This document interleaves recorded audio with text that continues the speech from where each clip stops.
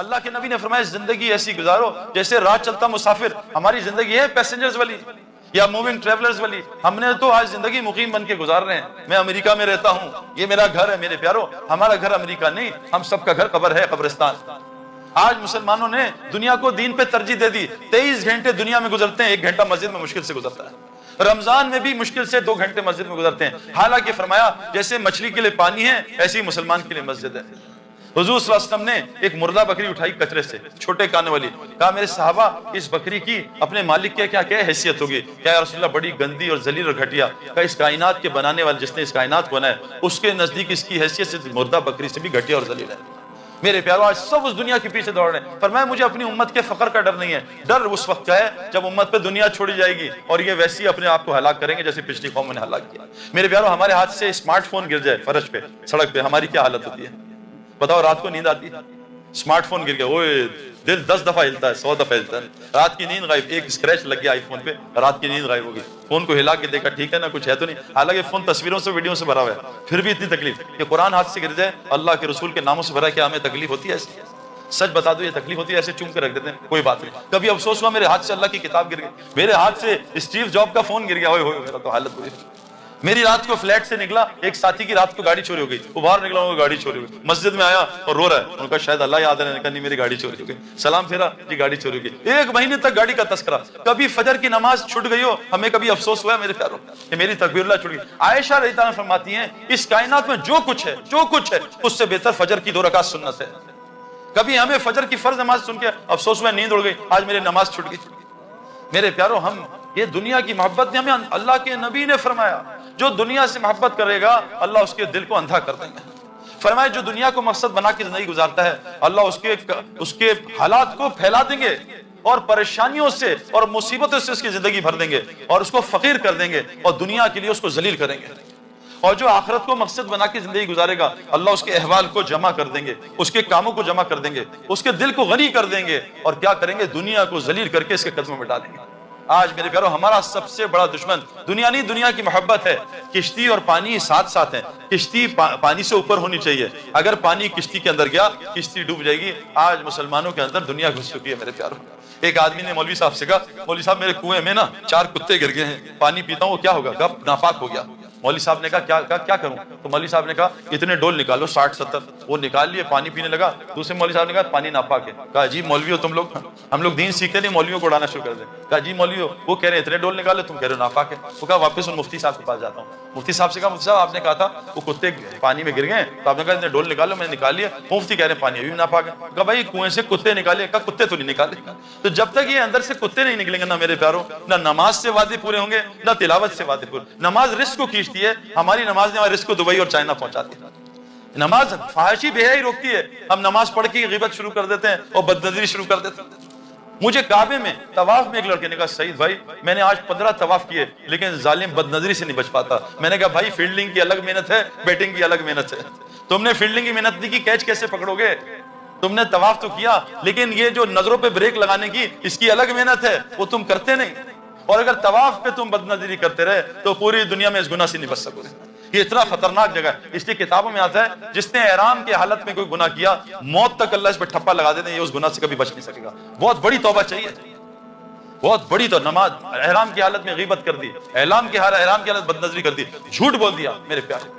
تو پہلا دشمن دنیا کی, اس لیے تبلیغ میں نکالتے ہیں. آپ کو ایک آسان مثال بتاتا ہوں. اب یہ بارش ہوئی ہے نا بڑی شدید, میں پورا گیلا ہوں, جیکٹ پہنی, ٹھنڈ لگ رہی تھی. آپ کی مسجدیں بہت زیادہ ٹھنڈی ہیں تو میں ٹھنڈ مجھے لگ رہی تھی. اب گاڑی ان کی گیلی ہو گئی ہے, پانی آ گیا. اب جب ہم اس گاڑی میں بیٹھیں گے اس میں بدبو آئے گی جاتے, لیکن 10 منٹ بیٹھیں گے بدبو ختم ہو جائے گی. غلط کہہ رہا ہوں صحیح کہہ رہا ہوں بھائی؟ یہاں کے ٹوائلٹس تو بہت اچھے ہیں, اب ہمارے یہاں ٹوائلٹس میں جائے بدبو سے بھرے ہوتے ہیں, لیکن 10 منٹ آدمی بیٹھتا ہے پھر میسیجز چیک کرتا ہے, بدبو ختم ہو جاتی ہے. کیوں کہ یوز ٹو ہو جاتا ہے بدبو کا.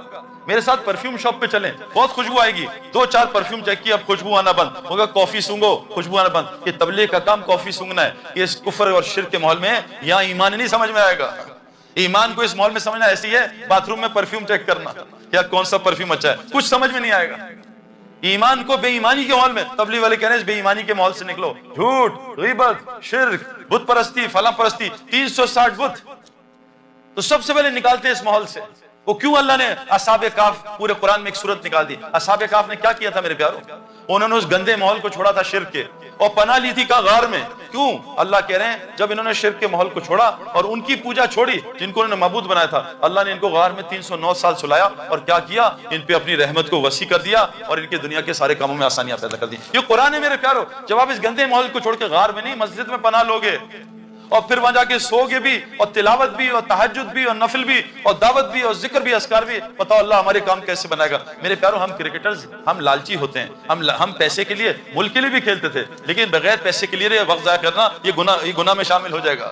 حضرت عمر فرماتے ہیں میں تمہیں دو کاموں میں لگا دیکھوں، یا تو آخرت بنا رہے ہو یا حلال روزی کما رہے ہو. تو بھائی ہم پیسے کے لیے اگر نہیں کھیلیں گے تو شاید پکڑ ہو جائے، وہ تو مفتیوں سے پوچھنا پڑے گا. تو ہم جو ہے نا، ہم پروفیشنل لوگ ہیں، ہم پاگل نہیں ہیں. ہمیں تبلیغ میں کیا نظر آئے کہ اتنی بڑی دنیا چھوڑ دی میرے پیارے. اور میں ابھی فقیر نہیں ہوں، اللہ کے فضل سے ابھی یہاں 2 مہینے پہلے میچز ہوئے تھے 3، اور ایک پلیئر کو $1,00,000 ملے تھے. $1,00,000 چھوڑنا آسان کام نہیں ہے. ہمارے کئی لڑکوں نے چھوڑے. کیوں؟ کہ انہیں اس سے بہتر بہت جگہ مل رہا ہے. بھائی ڈالر کیوں کمانے ہیں؟ اس کی وجہ ہوگی نا، زندگی اچھی ہو جائے. ایک آدمی مچھلی پکڑ رہا تھا تو ایک آدمی آیا ساتھ میرے جیسا احمق، کہا بھائی خیریت ہے؟ کیا کرو؟ کہا مچھلی پکڑ رہا ہوں. کہا اچھا یہ کوئی کام ہے؟ کہاں کام ہے. کہا کتنی پکڑتے ہو؟ کہا 1 گھنٹہ بیٹھتا ہوں. کہا کتنی مچھلیاں؟ کہا 20-25. کہا بس؟ کہا بس نہیں یار بہت ہے، میرے 2 بچے میاں بیوی 10 کھاتے ہیں، 10-15 بیچ دیتے ہیں، گھر چلتا ہے. کہا اچھا تم کام بڑھا دو. کہا کیوں بڑھاؤں؟ کہا کام بڑھاؤ گے 8-10 گھنٹے مچھلیاں بڑھیں گی. کہا تو کیا ہوگا؟ کہا 100 مچھلیاں. کہا میری ضرورت تو 20-25 مچھلی ہے، میں 100 کیا کروں گا؟ کہا بیچ دینا. کہا اس سے کیا ہوگا؟ کہا چند دن بیچو گے، ایک فشرمین ساتھ ہائر کر لینا. کہا پھر کیا ہوگا؟ دونوں پکڑو گے 400 مچھلی آئے گی. کہا میری ضرورت تو 25-30 مچھلی میں پوری ہو، 400 کا کیا کروں گا؟ کہا بیچتے رہنا، ایک یاٹ خرید لینا. کہا یاٹ سے کیا ہوگا؟ کہا 500-1000 مچھلی آئے گی. کہا میری ضرورت تو 20-25 مچھلی میں ہو رہی ہے، میں 1000 کا کیا کروں گا؟ کہا اس کو بیچنا، ایک گھر بنانا، اے سی لگانا، بیڈ روم بنانا، زبردست بیڈ. کہا پھر کیا ہوگا؟ کہا پھر جب بیٹھے گا بڑی زبردست نیند آئے گی. اور رکھ کے ایک منہ پہ چماٹ مارا. کہا ابھی بھی سو رہا ہوں، تو نے اتنا لمبا پروگرام مجھے سونے کا؟ ابھی سوئی تو رہا ہوں، اتنا لمبا پروگرام 10 گھنٹے 12 گھنٹے دبئی چائنا. کیا کرنا ہے؟ کھانا اور پکانا. اس کے لیے اتنی محنت میرے پیار. ہمارا کیا مقصد کیا بنا ہے؟ آج مجھے تو افسوس ہوا یہاں کے ریسٹ روم رکھا ہوا ہے، گندے کمرے کا نام ریسٹ روم. یہاں جا کے ریسٹ ملے گا. یہ ریسٹ روم ہے میرے پیار؟ یہ تو ریسٹ روم ہے. اس کو ریسٹ روم بنا دیا. ہماری سب سے پہلا مسئلہ اس دنیا کو نکالیں. اور دنیا پتہ کیسے نکلتی ہے؟ کیسے نکلے گی؟ بھائی موت کو کثرت سے یاد کرنے سے.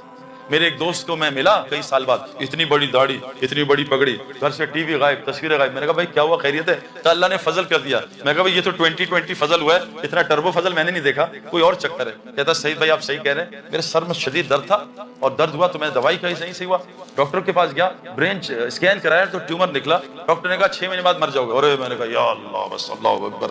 داڑھی ساری ریزر پھینک دیا، جلا دی. اللہ آئندہ داڑھی نہیں کاٹوں گا. یا اللہ ٹوپی کبھی نہیں اتاروں گا. یا اللہ نماز، تہجد، حج فرض، رمضان میں روزے پورے، اور ہر مہینے 2 عمرے، بچیوں کی شادیاں، اسپتال کو پیسے، مدرسوں کو پیسے. کہا سعید بھائی جتنے پیسے دیے جاؤں وہ 10 گنا. میں نے کہا یہ کہاں سے آ رہے ہیں، میں تو مرنے والا ہوں. تو کہا قرآن نے بتایا 1 دو گے اللہ 10 گنا دیں گے. لو جی اب 6 مہینے گزر گئے، میں ٹھیک ہو گیا. 7 مہینے 8 مہینے. میں کہا اللہ کیا ہو گیا، میں تو مرنے والا تھا. میں ڈرا میں نے 2-3 لاکھ روپے صدقہ دیا، 2-4 نفل پڑھ گیا، اللہ بچا لینا. ڈاکٹر کے پاس گیا، چیک اپ ہوا، ٹیومر تھا ہی نہیں. تو ڈاکٹر سے میں نے کہا کیا ہوا؟ کہا اس نے جا کے چیک کیا، کہا تمہاری رپورٹ کسی سے مکس ہو گئی تھی، تمہیں کینسر تھا ہی. اللہ نے انسان بنانا تھا، موت اندر ڈال دی.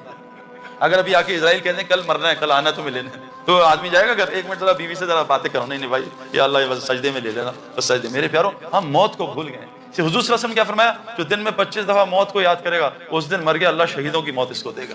موت کو کثرت سے یاد کرنے سے دل کا رسٹ اترتا ہے. دل رسٹ ہو جاتا ہے جیسے لوہے کو پانی لگنے سے. اس کا رسٹ کیسے اترتا ہے؟ موت کو یاد کرنے سے اور قرآن کی کثرت سے تلاوت کرنے سے. ہمارا دوسرا دشمن کون ہے؟ شین یعنی شیطان.